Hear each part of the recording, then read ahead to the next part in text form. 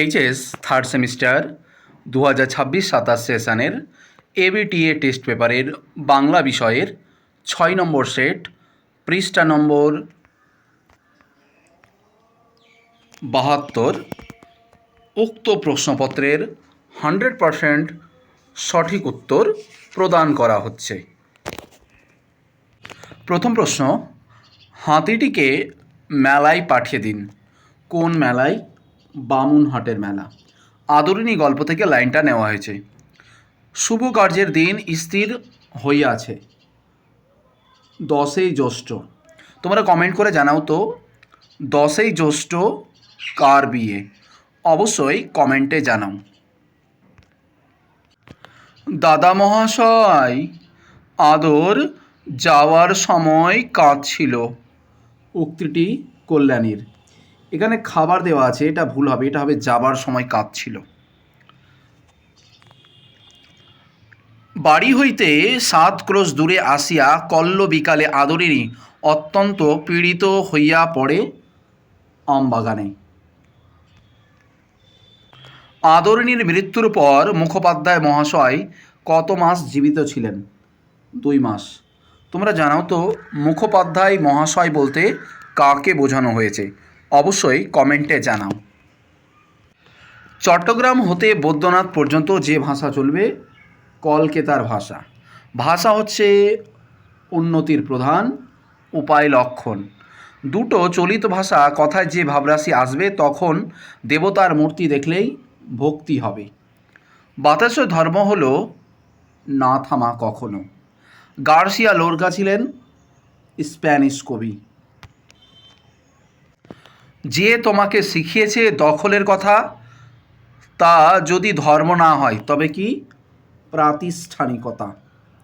দিগ্বিজয়ে যেতে হবে সাজিয়ে দিয়েছিলেন দুয়োরানী।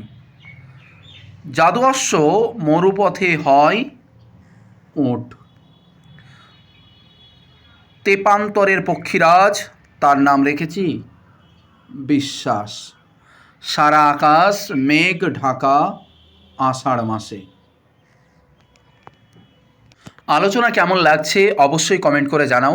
আমরা 100% সঠিক উত্তর তোমাদেরকে প্রদান করছি। যদি ভালো লেগে থাকে অবশ্যই লাইক করে দিও। তুমি যদি ক্লাস 12 এইচএস থার্ড সেমিস্টারে পড়ে থাকো তাহলে অবশ্যই চ্যানেলটাকে সাবস্ক্রাইব করবে। আর হোমওয়ার্কের যে প্রশ্নগুলো দিয়েছি কমেন্টে উত্তর জানাতে একদম ভুলবে না। দূরপথের বাড়ির বাইরে নিম গাছে বসে ডাকছে কাক। পোটরাজ গল্পটি লেখেন শঙ্কর রাও খারাট। কমেন্ট করে জানাও তো পোটরাজ গল্পটি বাংলায় কে অনুবাদ করেন? অবশ্যই কমেন্টে জানাও। ভাষাবিজ্ঞানের আলোচনায় বহুল প্রচলিত শাখা হলো 3টি। গোল করা আছে প্রশ্ন, ইম্পর্টেন্ট। যে শাখায় মানব শরীরে ভাষার প্রকৃতি ও গঠনগত অবস্থান নিয়ে আলোচনা করে তাকে বলে স্নায়ু ভাষাবিজ্ঞান। 20 নম্বর, ভাষার নানা উপাদান এবং তাদের মধ্যে পরস্পরের সংবিধি ভাষার উপাদান মৌলিক পারস্পরিক ফেদিনান্দ শশু নাম দিয়েছেন। এটা হবে লাং। দৈর্ঘ্য শ্বাসাঘাত জ্যোতি ও সুর তরঙ্গ হয় অবিভাজ্য ধ্বনি। ল হলো বা ল ধ্বনিটি হলো পার্শ্বিক ধ্বনি, খুব ইম্পর্টেন্ট। পাশাপাশি উচ্চারিত দুটি ব্যঞ্জন ধ্বনির সমাবেশকে কী বলে? গুচ্ছধ্বনি। দেখো মার্ক করা আছে, খুব ইম্পর্টেন্ট। শব্দের অর্থের অভিন্নতা বোঝাতে সমার্থকতা। তোমাদের আবার জানাই এইচএস থার্ড সেমিস্টার বাংলা বিষয়ের 40 মার্কের যে প্রশ্ন হবে তার মধ্যে 25টি প্রশ্ন বাংলা টেক্সট বই থেকে হবে আর 15টি প্রশ্ন বাংলা ব্যাকরণ তার সঙ্গে বাংলা সাহিত্যের ইতিহাস থেকে হবে। তো আমি টেস্ট পেপারে যে প্রশ্নগুলো মার্ক করে রেখেছি এই প্রশ্নগুলো তোমরাও মার্ক করবে এবং ভালোভাবে পড়ে যাবে, কারণ এখান থেকেই তোমরা কমন পেতে চলেছ। সমাজের বিভিন্ন ক্ষেত্রে ভাষার ব্যবহারের ভাষার অর্থের ওপর যে প্রভাব ফেলে তা হলো প্রয়োগ তত্ত্বে। গোষ্ঠী শব্দের আদি অর্থ গবাদি পশুর থাকার জায়গা। বর্তমান সমূহ শব্দার্থ সব পরিবর্তন ধারা অনুসরণ করে, এটা হবে শব্দার্থে রূপান্তর। পাঁচালী ও কথক রীতির সঙ্গে কীর্তন গানকে মিশিয়ে তৈরি হয়েছিল ঢপ কীর্তন। বাংলা ভাষায় গজল রচনার পথিকৃত অতুল প্রসাদ সেন, খুব important. Belgachhi Albert Victor medical college ও হাসপাতালের বর্তমান নাম কি? আরজি কর মেডিকেল কলেজ। প্রথম ভারতীয় দল হিসাবে মোহনবাগান ক্লাব আইএফএ শিল্ড জয়লাভ করে 1911, খুব ইম্পর্টেন্ট।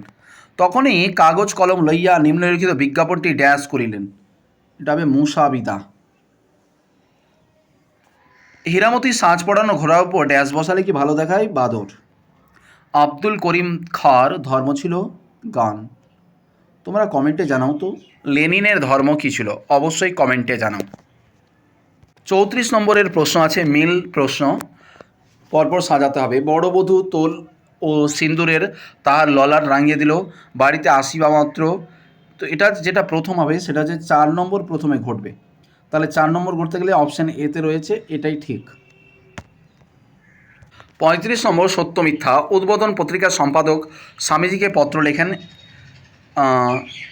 এটা হবে মিথ্যা। তারপরে দেখো পাণ্ডিত্য অবশ্য উৎকৃষ্ট কিন্তু কটমট ভাষা, এটা হবে সত্য, তাহলে মিথ্যা সত্য। তারপরে দেখো আমাদের ভাষা সংস্কৃত গদা লস্করের চাল, এটাও সত্য।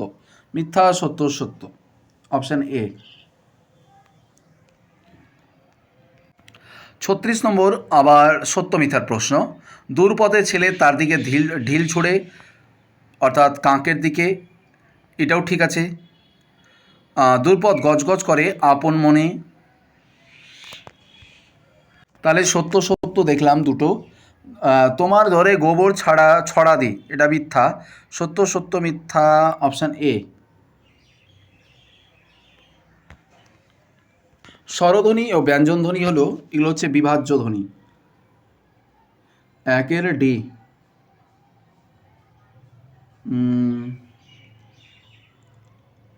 একের ডি একমাত্র অপশান এতে রয়েছে। আর বাক্যের সুর ওঠাপড়াকে বলা হয় সুর তরঙ্গ, 3-এর বি, তাহলে 37-এর এ হবে। 38 আবার স্তম্ভ মেলানো। ছেড়ে দাও কাচের চুড়ি বঙ্গনারী, এটা হবে মুকুন্দ দাস, 1-এর সি, অপশান বি। 39 নম্বর বিবৃতি কারণ, এখন আমাদের একে অপরকে লাগবে, সত্য। তারপরে দেখো কারণ বলছে সময়টা মোটেই সুবিধের না, এটাও সত্য। তাহলে এখানে অপশান হবে অপশান ডি, এ এবং আর উভয়ই সঠিক। 40 নম্বর কেস বেসড প্রশ্ন রয়েছে। তাহার গলায় নিম্ন হাত বুলাইতে বুলাইতে ভগ্ন কণ্ঠ বলিলেন, আদর যাও মা, বামুনহাটের মেলা দেখে এসো। প্রাণ ধরিয়া বিদায়বাণী উচ্চারণ করিতে পারলেন না, উদ্বেল দুঃখে এই ছলনাটুকুর আশ্রয় লইলেন। এটা উত্তর যেটা হবে অতিশয় বেদনা। তো এখান থেকেই ABTA test paper HS third semester 2026-27 সেশনের বাংলা বিষয়ের সেট 6 পৃষ্ঠা নম্বর 72 উক্ত সেটের প্রশ্নের উত্তরগুলি 100% সঠিক দেওয়া হলো। অবশ্যই ভালো লেগে থাকলে লাইক করে দিও, চ্যানেলে নতুন হলে অবশ্যই সাবস্ক্রাইব করে দিও, আর কমেন্টের উত্তর দিতে একদম ভুলো না।